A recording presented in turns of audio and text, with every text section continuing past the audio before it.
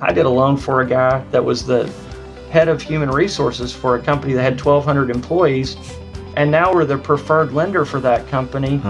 And we did 9 transactions, closings, from October to December. You are listening to the Loan Officer Strategy Session podcast, where top producers answer your mortgage origination questions. To get your questions answered, check out our Facebook group, Loan Officer Strategy Sessions, or submit direct to the website for upcoming episodes at lostrategysessions.com. Now, here's your host, Andrew Sauce. Okay, welcome to the Loan Officer Strategy Session podcast. I am your host, Andrew Sauce.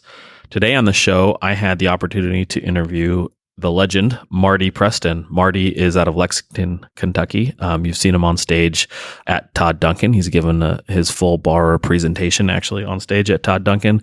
Marty is one of those guys that's just super impressive, really good with scripting, really good with articulating his value proposition to his clients. And I think probably what he's best known for is the fact that he's able to get nearly all of his clients in-person meeting with him where he's able to dissect value. So we dove a lot into how he gets people into the office, what he does, what value he's providing, how he goes from price to advice, and really how he creates these raving fans, and then how he takes that and turns it into really going deep with his realtor partners and his ability to generate referrals from those clients that he could push back to them. So he's just really good dude about how he thinks about the industry and sort of the way that his mind works. I was really impressed. I've always been impressed with him. And I think you'll get a lot of value out of this conversation. So without any further preamble, my friend, Marty Preston.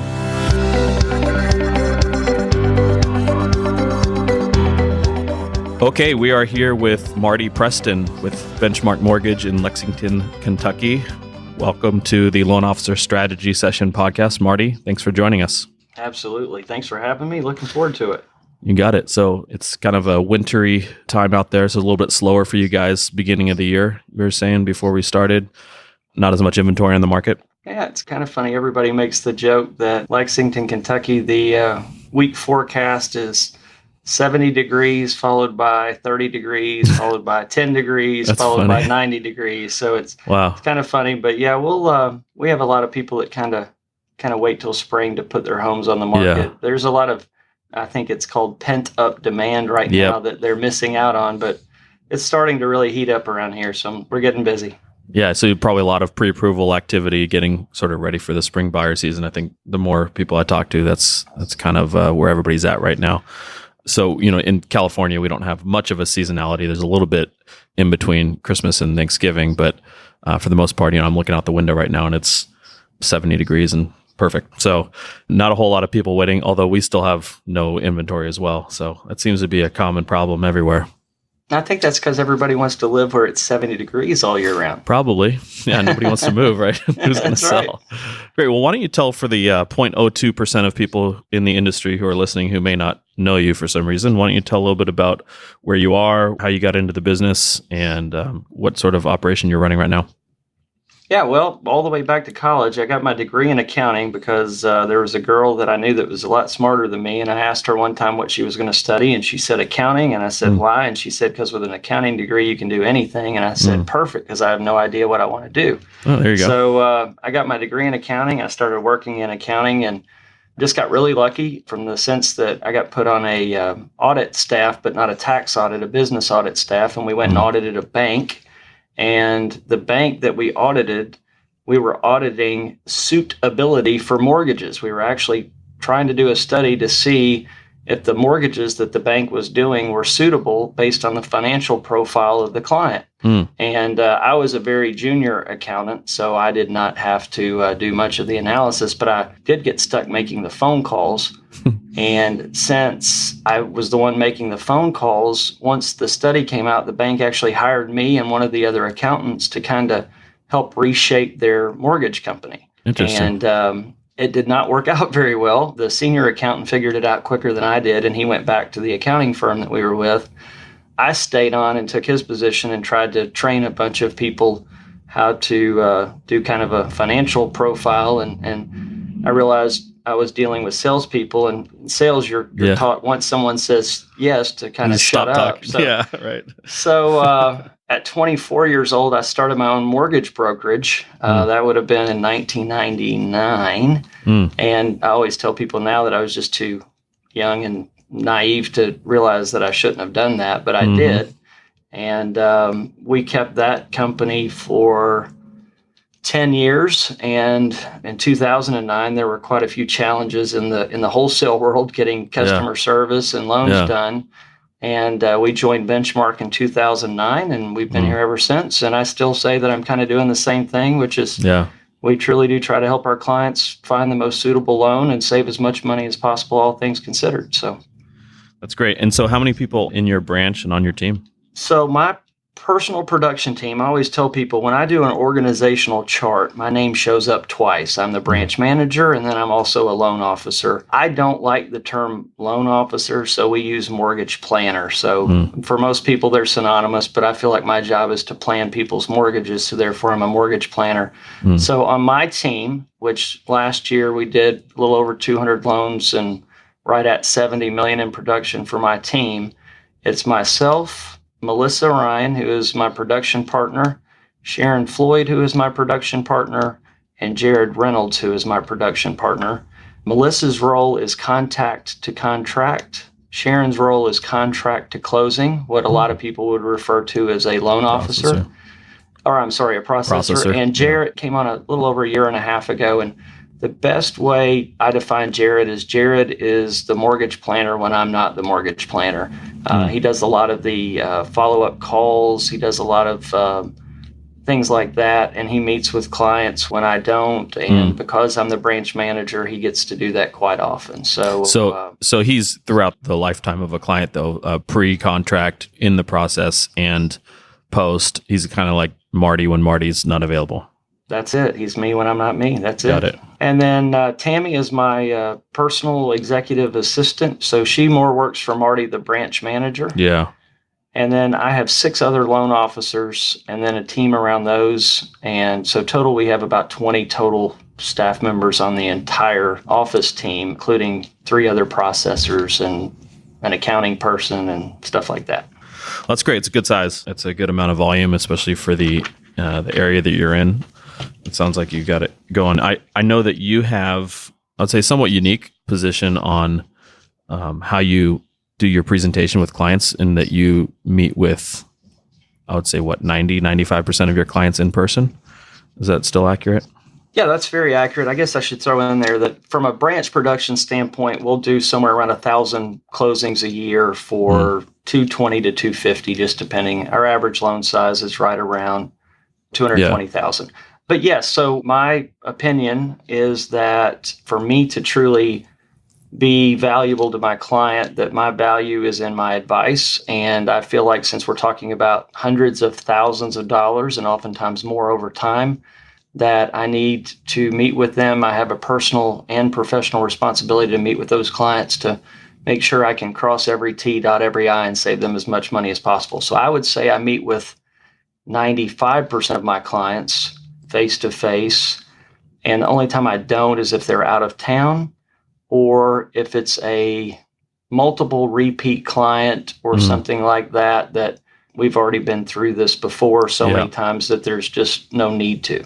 Yeah, and they already know what you're about, and you're not needing to articulate the value that you're adding to the transaction already. That's a big piece of it, but it's also that I already know what they're about, so I'm not worried about missing a piece of information. You know, I have a really good friend who's a physician, and he will occasionally call me in something or do something like that because he knows me so well. But then, you know, if there's something wrong with one of my kids or whatever, he still wants to see them, not because he wants to make it hard on me or because he wants to prove that he's valuable, but mainly because he wants to make sure that what he's thinking is wrong is actually what it is. So my big thing is I don't want, because I may not want to meet with the client or may not have time to meet with the client or whatever, I don't want that to end up costing that client thousands and thousands of dollars because I could have missed something. Got it. And you take your clients through a pretty specific set of, well, a presentation really, and you're doing a lot of that analysis before they come into the office. Is that right? Like you're Correct. collecting documents and doing all that and figuring out, pretty much have a game plan for how you're going to present before they're coming in. And somebody on your team, I'm guessing, is putting that together, because you're not sitting there crunching numbers before they get there, right? No, I'll be happy to walk you through that. So our business is referred to us. So a client will call. We have a direct line that rings to everyone on my team: Jared, Melissa, Sharon.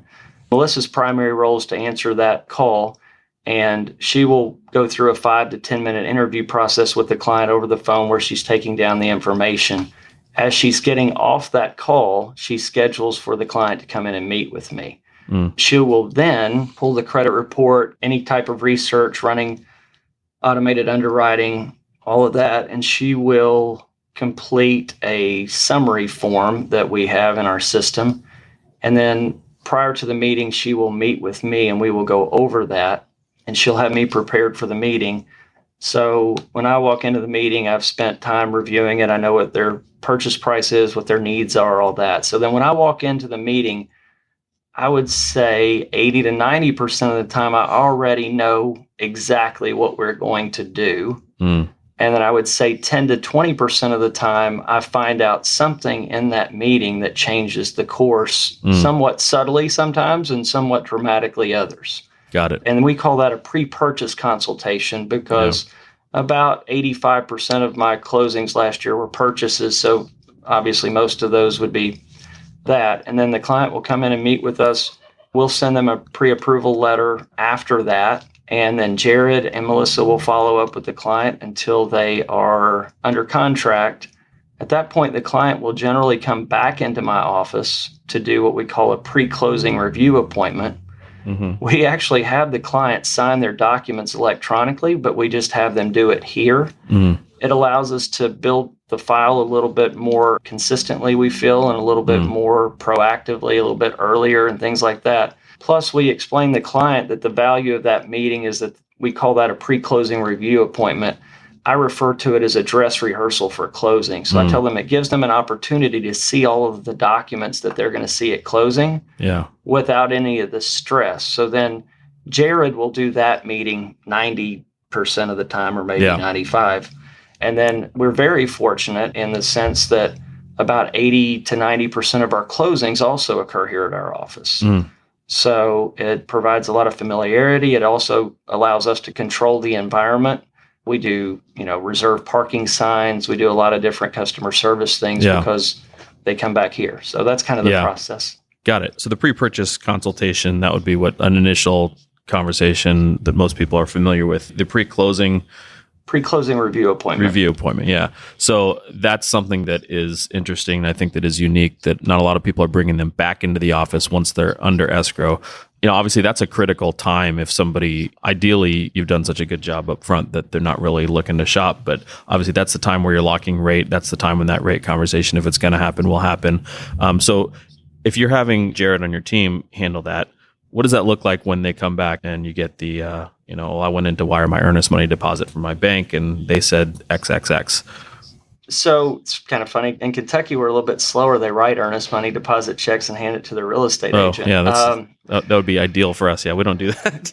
Yeah, but you hit on a great point. Depending on how well we did on that first pre-purchase consultation will depend on how the process of the pre-closing review appointment goes. So, and that's really the determiner of whether I do it. And then there's a time period, with inventory the way it is.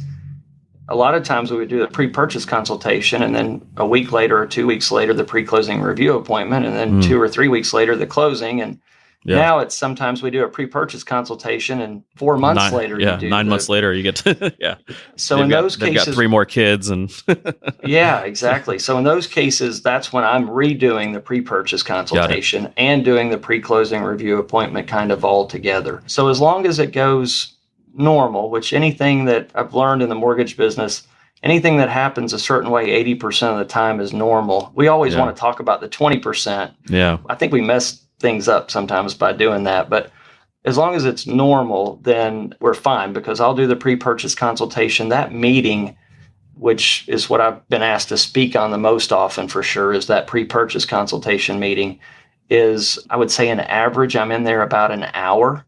One of the things I'm working on is how can I be in there a little less personally, whether that means I have Jared do a little bit more, or whether I maybe have a video for part of it and things like that. But that meeting to me is the entire value that I bring to the transaction. Is to me, that would be no different than you sitting down with a financial advisor and discussing your investment strategy, or it would be no different than you sitting down with a physician discussing a treatment plan, or no different than you sitting down with, any professional advisor of any type. I'm sitting down with you and I'm going to help you figure out the very best way, all things considered, for you to accomplish this home purchase or this refinance or whatever it may be. What I've always been impressed about you, Marty, is that you have a very consistent approach to your clients. From what I get, you tend not to waver from the way that you do business, and you don't give them 1,000 different options necessarily of how they can do business with you. And you're confident in that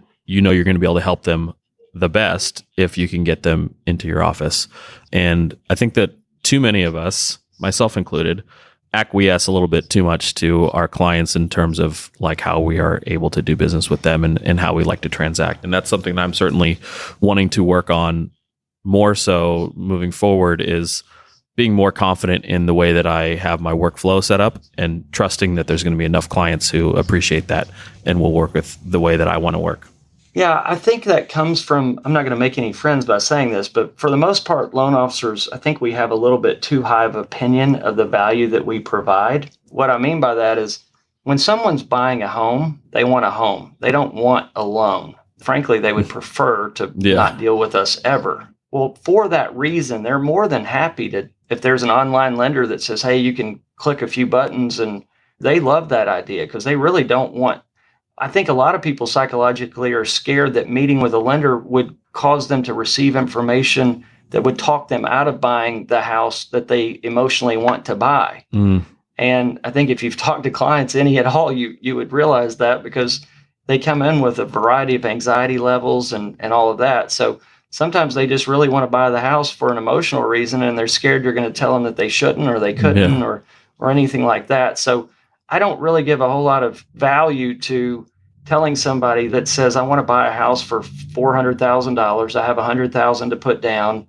And, I just want to know what your rate and closing costs are. And if I can plug that into a computer and send them an email and they go with me, I don't see that I provided them very much value. And that's why loan officers get into this conversation right now about, well, our rates are this and our closing costs are this. And, you've got companies like Amazon who are getting into the mortgage business. You have a company like Quicken, which I don't know how long they've been in the mortgage business, but it hasn't been very long. And they're the number one lender in the world for mortgages. It's kind of funny because I think if I went around and I talked to the people that are listening to this and I said, how would you rate the loan officers at Quicken? Or if I went to realtors in my market and I said, how would you rate the loan officers for any online lender? They're going to say not very high, but yet they're the number one lender. And that's the thing, is not very many consumers place a whole lot of value, or they certainly don't place nearly as much value on what loan officers do as we do. And what I'm trying to do is I'm trying to make sure that the value we're providing the client is equal to, or preferably much, much, much greater than what they're paying. So if they're paying a premium to use me over some discount online lender or whoever it is, I want to make sure they're getting their money's worth and then some. And the only way I can do that is to effectively help them select the right mortgage, make sure the process is perfect, and then effectively manage that mortgage over time by helping them enhance their net worth. Yeah. So do you actually articulate that specifically to a client within your conversation? I hope so. Are they understanding that they're paying a premium to work with you? Well, I don't know the answer to that, because what I'm trying to articulate is the value of working with me. Now, whether that means that they're paying a premium or not, I don't articulate that. I don't say, hey, you're going to pay a lot more if you use me, because I don't necessarily know who they're talking to or what their I don't know that. But what I would say from working with loan officers for the last 20 years is I think most loan officers think that everyone else is cheaper, or that someone else is cheaper than them. But what I'm trying to convey is that I'm going to do three things for you. Number one, I'm going to make sure that we help you get the very best loan strategy for you and your family, which is just another way of saying I'm going to help you save as much money as possible, all things considered. Yeah. Number two, we are going to manage this process in a way to where if we do our job well, in fact, if I do my job well today, you should be able to walk out of my office and not think anything else about the mortgage process. You can think about what room you're going to change paint colors and what carpet you're going to replace and things like that. But you should not have to think about this mortgage any beyond today, because I should be able to demonstrate our ability to manage it effectively.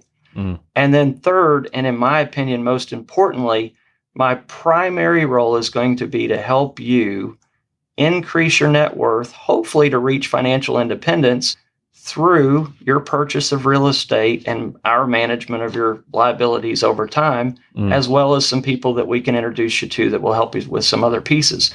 If we can do those things properly over the next decade to whatever, I can help you save thousands and thousands, if not hundreds of thousands in some cases of dollars, which would then make any conversation about rate moot. Yeah, so you're moving from price to advice. I mean, that's the Duncan model. And I love the, and I've heard you say this before about if I've done my job effectively today, then you should be able to leave this room and not think about your mortgage again. There's a lot implied in that statement. And I think the key here for our listeners is to, what you can take from what Marty is doing is to take a much more holistic approach on somebody's finances than just narrowly focusing on this one liability, albeit the biggest liability most people will have. The marginal difference between what you might be paying on a monthly basis on this one specific liability is minuscule compared to the potential overall impact that somebody like Marty's advice might provide for you, and the introductions that you might provide to financial planners, realtors, making good choices with regard to neighborhoods and how much you're putting down and how much you're saving, what your liquidity is post-closing, like paying down debt versus putting more down payment, all those kind of conversations that I think you've used the term before, professionally confusing people, right? So I think taking a much more holistic approach rather than just so narrowly focusing on the one financial product that we're actually providing, I think is key. Yeah, I think the great thing about when people say professionally confused, that I guess people take a negative connotation to it. Really, all that is telling people the truth. It's explaining to a client. I met with a physician this morning, and I was simply explaining loan level pricing adjustments, market volatility. Anybody that is in our business understands that bond prices has gone up 200 basis points in the last 40, 50 days, something like that. And then, there's the effects of points, no points, pricing, all that stuff. I was just simply explaining that, and they were like, wow, I had no idea that there was that much involved. Yeah. And I've said it 1,000 times. Most people equate the interest rate on a mortgage to the price tag on a pair of shoes. It's just that's the price associated with it. And as we all know, there is so much more to it than that. Once you explain that to them, they're like, oh, I thought I knew something that I don't know anything about. I need your help. Yeah. And that's what we're trying to do is, once you explain it to them that they are professionally confused, but then the good news is, as long as you're an honest, I'm not trying to rip anybody off. My goal is really to honestly help them save as much money as possible over time. That's not a script. That's a fact. Yeah. So I want to get paid for doing it. But if a financial advisor came to you and said, hey, Andrew, I've got a deal for you. I'll help you make $1 million this year, and I'm going to take 20% of it if I do. Would you take him up on that? Of course. Yeah, it's called a hedge fund. That's what they always do. Yeah. So that's all we're trying to do is we're trying to say, hey, I'm going to take my knowledge, my experience, my team, everything that we're doing. I'm going to try to make this as easy as possible for you and as valuable as possible for you. I'm going to do it better, faster, and then we're going to manage everything. As soon as closing's over, I'm really just starting to get to work at that point. Yeah. And, maybe I'm a little bit more than somebody out there, but over time, you're going to really get your money's worth. What you're trying to do is convert prospects or convert these potential clients into where they have a listening for you that is, Marty's my guy. Yeah, what's the rate? Okay, great. That's what the rate is today. Awesome.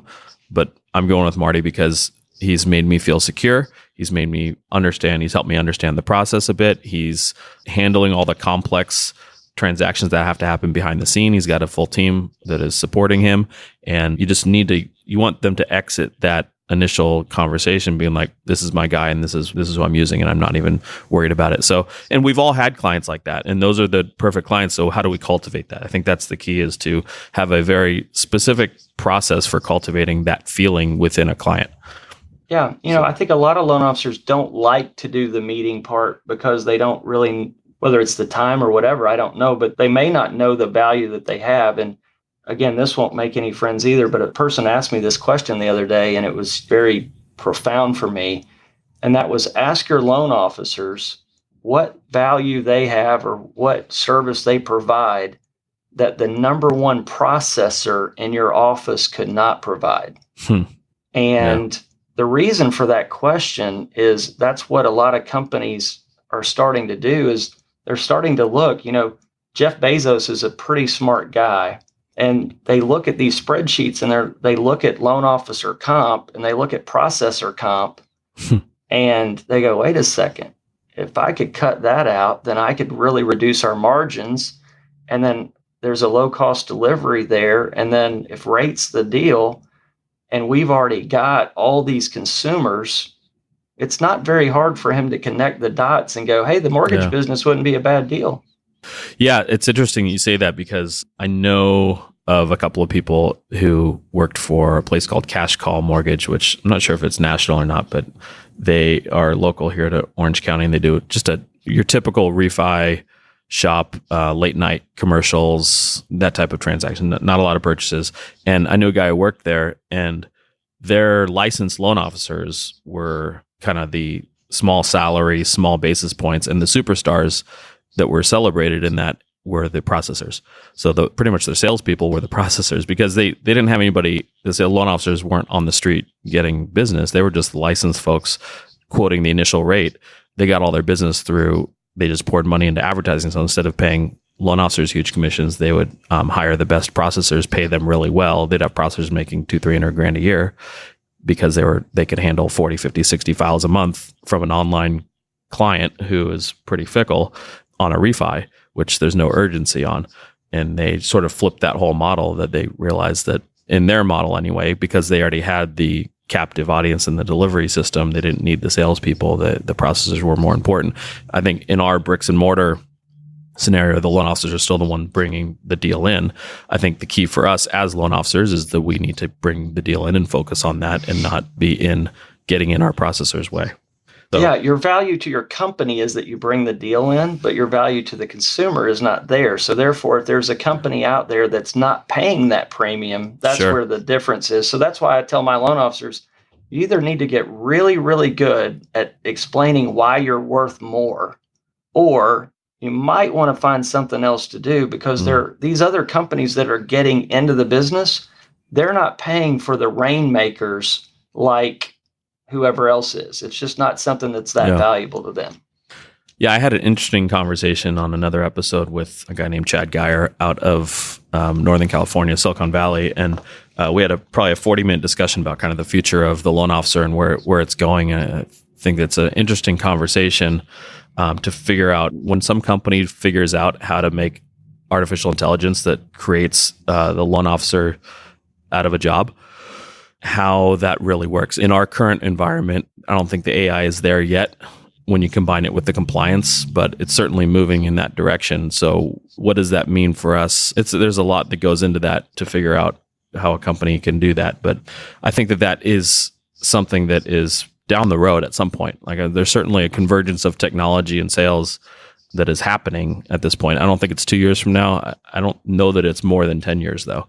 I think that there's some medium time period where we adopt technology for efficiencies in the short run, which converts into probably lower margins in the medium run, and then eventually converts into super compressed margins and compression of less companies doing it, is kind of my thesis on it. I just don't know what that looks like down the road for a more traditional mortgage company. I agree 100%, which is why I say, hopefully as a loan officer, if that's your goal in life to do that 10 years from now, you want to make sure you have a lot of value to your client. Absolutely. So let's flip gears a little bit and talk about, you are 80% purchase. You said 80, 85, probably even, I would imagine, going to be even higher this year given the rate environment and the probably drop off in refis continuing. I know you cultivate really strong relationships, deep personal relationships with your referral partners. Can you talk to us a little bit about what that looks like for you? What are some things that you've done? Get really tactical about some things that you've done to really cultivate those bulletproof relationships with your referral partners.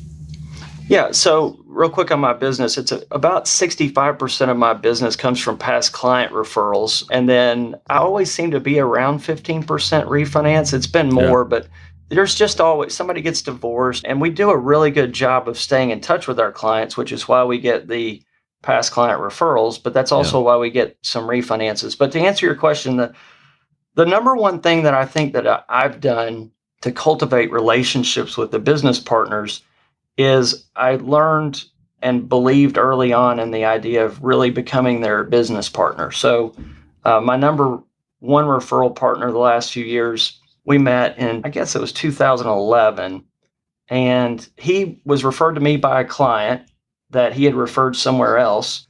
And they told him basically, hey, look, you're crazy if you don't meet with that guy and start using him instead. Mm-hmm. So he asked me to lunch. And then he started talking to me about what I could do to help him with his business. And we put together some things. And, first he was trying to do everything himself. And we helped him with some administrative stuff. And his business doubled 2 straight years. And then 3 straight years, he was the number one agent in our market from a production standpoint. And then when I was meeting with him, we realized that he was doing a whole lot of production, but about 80% of his time was invested with one client who was about 80% of his volume, but only about 20% of his profitability. So he ended up getting rid of his number one client, and now his production has dropped about 40%, but his income has gone up about 40%. So, crazy how that works, huh? It was one client buying a lot of properties, or one referral source? A builder. A builder. It was a builder. Yeah. That makes sense. Yeah. So the number one thing that every real estate agent that you talk to wants from you is what? Money. One way or the other, they want money. They either want it for leads or ultimately they want money. They want money. Okay. Yeah. And the number one way you can give a real estate agent money, I mean, you can give them $3,000 a month for Zillow leads if you want, but if I can help them sell one other house a month, they'll never leave me. So what we want to do is we really want to sit down with each and every one of our partners and partner with them to help them do more business. Now, taking great care of their clients is a great way to do that, but if you don't show them how that produces, that's what a lot of my loan officers do. They're like, well, I haven't done anything wrong. Why are they talking to somebody else? It's not that you didn't mess up their file. It's more or less, how do you cultivate the relationship with the client that they send you in a way to where you make sure that that customer comes back to you and refers people to them. Yeah. And if you can quantify that for a real estate agent or anyone else for that matter, they're going to be pretty doggone loyal. So I had a meeting with a new real estate agent about 3 or 4 weeks ago. And I asked the question, this is maybe our second or third meeting. We've done 5 or 6 deals together. And I said, what would I need to do and what would my team need to do for you to feel 100% confident referring every single client, friend, family member, or colleague that you talk to my team? And he said, well, you all are great, but honestly, I've got these 2 friends that both of them are in the mortgage business. They're married to each other. They're friends with my wife and I. We go on vacation together. Yeah. So obviously I'm going to send them business. And I said, that's totally fine. What's your average sale price? And he said, it's about $300,000. And I said, well, how much do you make a deal? And he said, well, I would say 3%, but let's just say 2.5%. And I said, okay, so that's $7,500 that you make per transaction. And he said, yes. And I said, okay, here's what I would like to be able to demonstrate over the next year is that every time you send me a client through our process and our systems, I believe that I'm going to be able to generate at least one referral from that client that I could send back to you. Now, my goal is to generate more than that even. But I really think if we really lock in and we work together, I can get at least one client back to you for every client that you send me that closes. Which means every time you send your friends a deal, in the back of your head, I just want you to think that it probably just cost you $7,500. That's awesome. Yeah. So you're really dollarizing your ability to deliver on your value proposition. And tactically, what that looks like is obviously, I think a minimum standard is doing a great job within the transaction and doing a great job within your initial pre-approval. That's a minimum to even keep the person. But in order to generate additional referrals, you have to have some strategic parts of the transaction that you're wowing the client. So what does that look like for you? How are you actually generating a one in, one out type of numbers for referrals from clients in process? Sometimes the simplest quotes are the best ones. Todd Duncan said one time, if you're going to have a client for life, you should stay in touch with them and talk to them during their life. We've all been to seminars. We've all heard things like this where they're like, yeah, it's really important to stay in touch with your past clients. The truth is very, very, very, very, very few people really do it. We all know to do it, and realtors are way worse at it than us. So the number one thing that we do is we have a client relationship manager, and her role is to manage my loan officers in a way to make sure that we're doing the things that we need to be doing. So, for example, everyone knows or has heard by now that it's a good idea to do an annual review. Mm-hmm. Okay? The thing is most people don't do an annual review. And by most, I mean like 99%. Yeah. And then most of the 1% that do the annual review, it's not really an annual review. It's more of a, hey, it's Marty. I just wanted to check in with you. It's hard to believe, but it's been another year since your loan passed. And I just wanted to let you know that I had reviewed it. Right now, with interest rates where they are, probably not really any reason to refinance, but I did want to touch base with you, let you know that I've been thinking about you. And certainly if there's anything going on with you, thinking about moving or needing cash out for anything, or even if you just know someone who's thinking about moving, please call me up and let me know. Have a great day. And that's a slide dial that goes to, how many people, and now you think you did an annual review. Well, that's not an annual review. And we just did one last month that was perfect. We had a client that was a professor here at the University of Kentucky. He had built basically a dream home 3 years ago. In my notes, they plan on living there forever. They had 2 14-year-old twins and a 17-year-old at the time. So they were just planning on living there forever. During the annual review call, we found out that as soon as his twin daughters move out of the home, which will be in 2 years now, he is going to move. He cannot wait to move.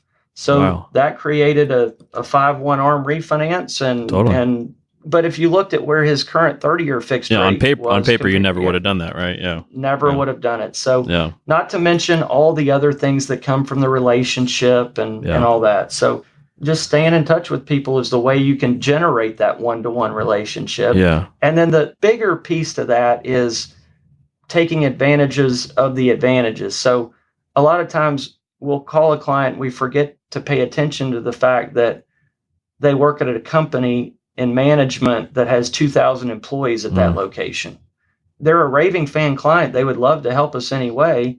But I mean, I did a loan for a guy that was the head of human resources for a company that had 1,200 employees. And it was 3 years before I realized it really that, wait a second, I should probably let him know. And now we're the preferred lender for that company. And we did 9 transactions, closings from October to December. That's incredible. And that's just through going back and doing your annual client reviews and sort of just connecting the dots on that of, hey, maybe I should ask about this. This is a key person for me. Yeah, paying attention, blinding flash of the obvious type thing. Like, that might be smart. I will say, just back to the slide dial call of like keeping in touch, even that puts you probably in the top 95% in terms of staying in touch with your clients. So, I said 1%. At a minimum, if you're not going to do full annual client reviews and really dive deep into really creating value for somebody and staying in front of them, in front of their life events, let's say at a minimum, set up something like that. At least take it. At least you want to be doing something that's staying in front of them. Ideally, the deeper you can go, the better. And that's really what I think part of it from a workflow standpoint is getting loan officers out of their own way to be able to do those activities. They feel like there's things that are urgent and take priority, but they're really not important. And there are things that other people can do. So Hey, listen, Marty, I want to be cognizant of your time. I know we're running up here against an hour, and I really appreciate you taking the time to share with us. You've always been somebody that I've looked at from afar, and I've recently, just about a year ago, joined Benchmark, which is where you've been for a long time. Been super impressed with all of the times that we've interacted and all the advice that you have really been open about with us at Benchmark, as well as sharing on stage with Todd Duncan. Where can people find you online if they have questions or want to reach out or even purchase your bar presentation that I know that you have the ability to sell that as a product, which is really awesome. I purchased it. It's been a real game changer for me. Where can people find you online? My website for my origination is just martypreston.com. So that's got my contact information all there. And then as far as purchasing the borrower presentation, that is at hightrust.com, which is Todd Duncan's site. On that is my 1 hour presentation, me actually giving it. And then the actual PowerPoint that I use is on there, as well as an interview with my real estate agent. I think one of the most powerful things on there is my number one real estate agent explains why it's valuable to him to send me all of his clients. And I think that is, we understand why we want agents to send us all their business. But when an agent is explaining to your agent how much one lender can help them, that's huge. So I tell my loan officers to use that to show to their agents, because, agents kind of think everybody's different, but a lot of agents kind of think of us as we're just chasing them around, trying to buy them lunch and take them to sporting events and stuff like that. Yeah. And there's one video in there where he absolutely nails that. That's awesome. Yeah, I have the presentation. I can speak firsthand that it's just chock full of content and well worth the price. So check that out at hightrust.com. Otherwise, feel free to reach out to Marty. I'm sure you'd be open to answering any questions that our audience might have. But again, thank you so much for your time, and I hope you have a great weekend and stay warm. All right, buddy. Thank you. Take care. I'll be out there soon. All right, Marty. Bye. Take care. The information contained in this podcast presentation is for business and professional use only to assist real estate professionals and is not an advertisement to extend consumer credit as defined by Section 226.2 of Regulation Z. Arklatex Financial Services, LLC, NMLS number 22142 DBA Benchmark Mortgage makes no representations or warranties of any kind, expressed or implied, about the completeness, reliability, suitability, or availability with respect to the information, products, or services. All loans subject to borrower qualifying. Other restrictions may apply. Branch Manager Andrew Sauce, NMLS number 259002. Branch located at 140 Newport Center Drive, Suite 210, Newport Beach, California 92660. Contact the branch by calling 949-258-9555. Equal housing opportunity.